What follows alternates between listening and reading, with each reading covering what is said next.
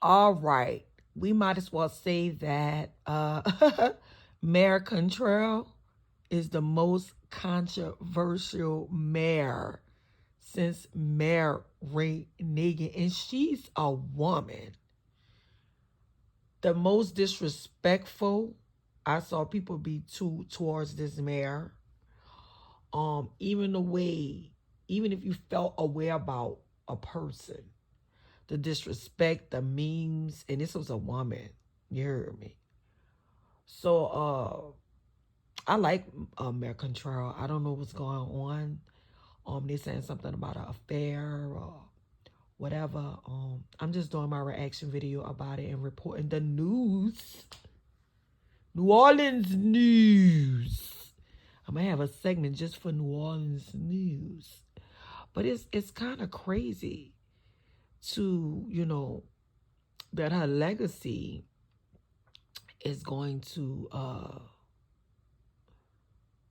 be known as an indictment, and it's kind of fucked up. But I still like the mail. It don't even matter. But you know, when people be out to get you, baby, you got to watch it, baby. I'm telling you, and that's why I'm moving discreetly, because I know a lot of people don't like me. They got a lot of people that like me, but they got a lot of people that don't.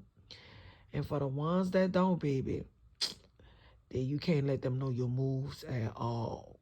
You can't. You just can't. You can't. Look how they was on her, taking pictures of her, everything she was doing. You heard me. She probably had somebody that was on her team that was ratting on everything. That's just the way it be going. Be ratting on everything you be doing. That's just the way it be going. But baby, this might be, you know, for her best chapter, her next chapter. Sometimes bad stuff that you go through, sometimes it be for the good stuff to come in, to remove the bad for the good stuff to come in. Because this is a yin and a yang. You're going to always have good. You're going to always have bad. We just got to learn how to maneuver through good and bad. It's easy to move through good. It's hard to move through bad. But once you learn that you need both, like both of them exist, you're going to have to learn how to, you know, maneuver in this world, because you're going to always have it.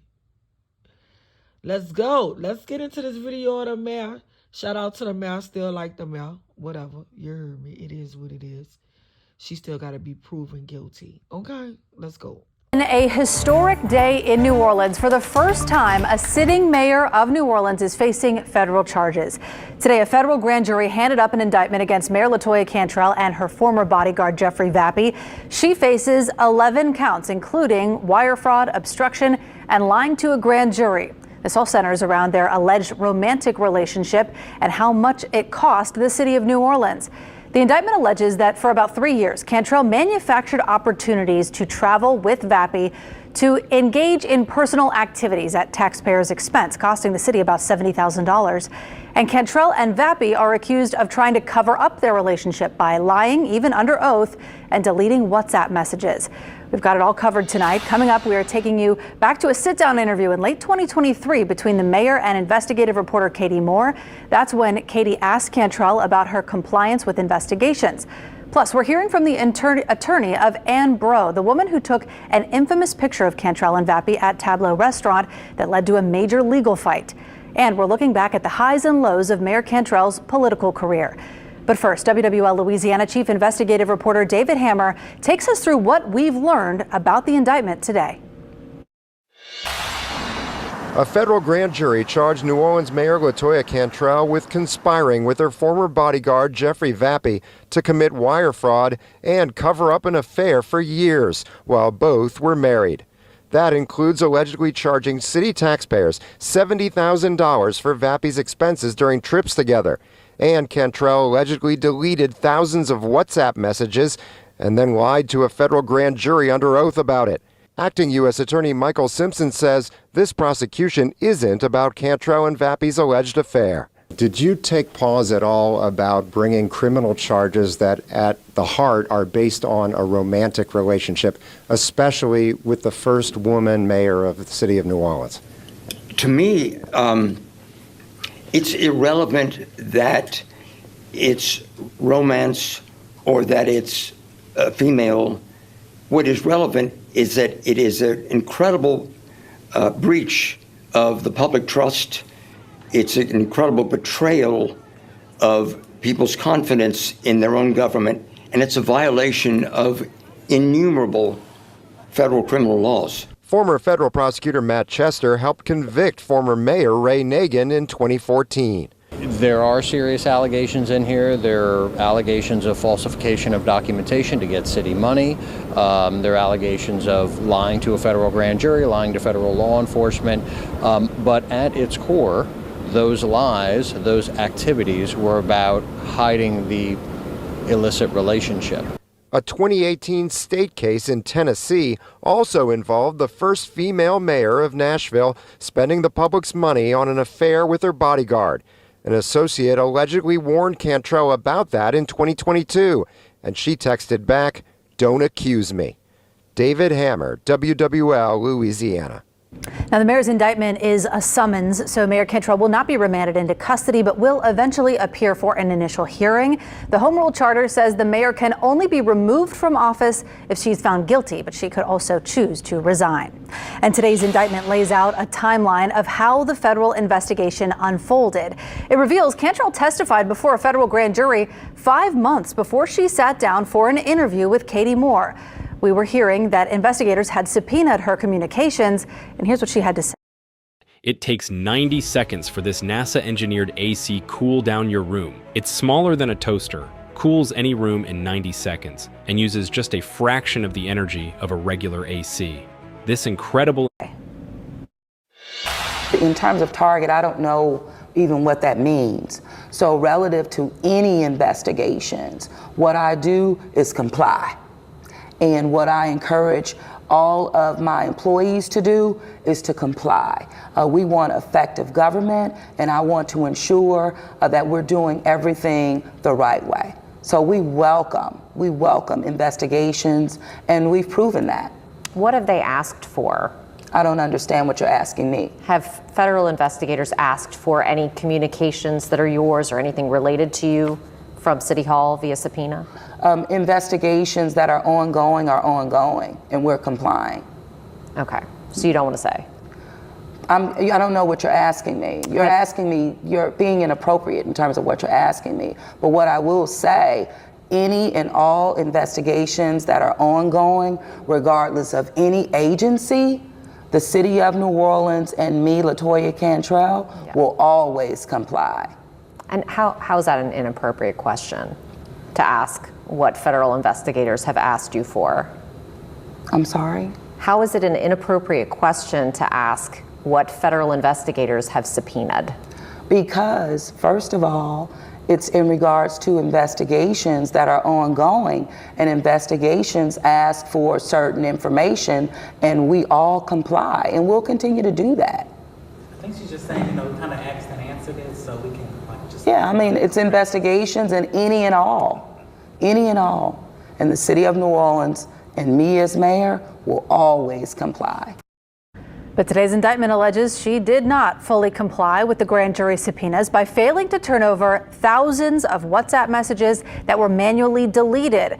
Questions remain about her role in the federal case against building inspection company owner Randy Farrell. He's accused of bribing an unnamed public official, but his indictment makes it clear that public official was Cantrell. At this point, she has not been officially accused of any crime in that case. One of the mayor's former neighbors in the Pontalba was already suing her in federal court for civil rights violations. Ambro claims the mayor improperly accessed and published her confidential information. And now those claims have popped up in Cantrell's federal indictment. Amelia Strahan reports. The situation between the woman who took this infamous photo and Mayor LeGendaryMsTee Cantrell was mentioned about half a dozen times in her indictment. She let me know where she was, and she said, wow. And for Ambro's attorney, Justin Schmidt, it reaffirms claims made in their own lawsuit against the mayor about a year ago. This was a confirmation to what we had suspected all along, and it kind of gave a little bit a few more breadcrumbs. Last May, Bro snapped a photo of Cantrell and Jeffrey Vappy eating lunch together in the quarter while he was on the clock as her bodyguard. The photo quickly sparked a bitter legal battle between Bro and Cantrell. When the photo made it to media outlets, the mayor went to police and attempted to file a restraining order. Bro filed a federal lawsuit, claiming the mayor published her social security number, an old driver's license photo, and a prior domestic violence arrest that was expunged after Bro was deemed the victim. When we initially filed the lawsuit, we weren't sure exactly how the information came about. Friday's federal indictment of Cantrell, which centers around her relationship with Vappy, doesn't list Bro by name, but alleges the mayor, quote, abused her public position to seek non-public information in support of and to obtain a temporary restraining order against a New Orleans resident who photographed and shared images of Cantrell and Vappy dining and consuming alcohol together. But how Cantrell got her hands on that non-public information isn't clear. So there's still another actor out there that we don't know who it is, whether that's Jeffrey Vappy himself, whether it's a colleague or friend of Jeffrey Vappy that he had to do it. Schmidt says he hopes authorities will have answers soon. In New Orleans, Amelia Strahan, WWL, Louisiana. Schmidt says they'll be amending their lawsuit in light of the indictment. Other city leaders are weighing in tonight, including 2 council members vying to be the city's next mayor. City Councilman Oliver Thomas said, quote, the announcement today reminds us of the need to let the justice system work in a fair, timely fashion and without regard to politics or preference. I'm praying for Mayor Cantrell, her family, and all New Orleanians. These are critical times for our city to get back on track and to stay focused on building a city that works and thrives for everyone. And Council Vice President Helena Moreno said, quote, the mayor is entitled to a presumption of innocence and a vigorous defense. Councilmember Moreno's focus remains on a new way forward for New Orleans. Restoring basic services, creating opportunity, and putting people first will continue to be her priority. Cantrell made history as the first ever woman to be elected as mayor of New Orleans. Now her political legacy is under a much different spotlight. Alyssa Curtis is taking a look back at the highs, the setbacks, and the turning points that have so far defined Cantrell's time in office. We have a serious case of overspenditis. Overspend what? Overspenditis. Spending on things. LaToya Cantrell made history as the first woman to be elected as New Orleans mayor and the first non-Louisiana native to do so in 50 years. Her rise to the city's top political position started out in Broadmoor. Cantrell's popularity rose as a neighborhood leader after Hurricane Katrina. The neighborhood associations reached the zenith of their political influence because their leaders started winning city council seats, and LaToya was one of the first to do that. From there, she was elected to the District B seat on city council.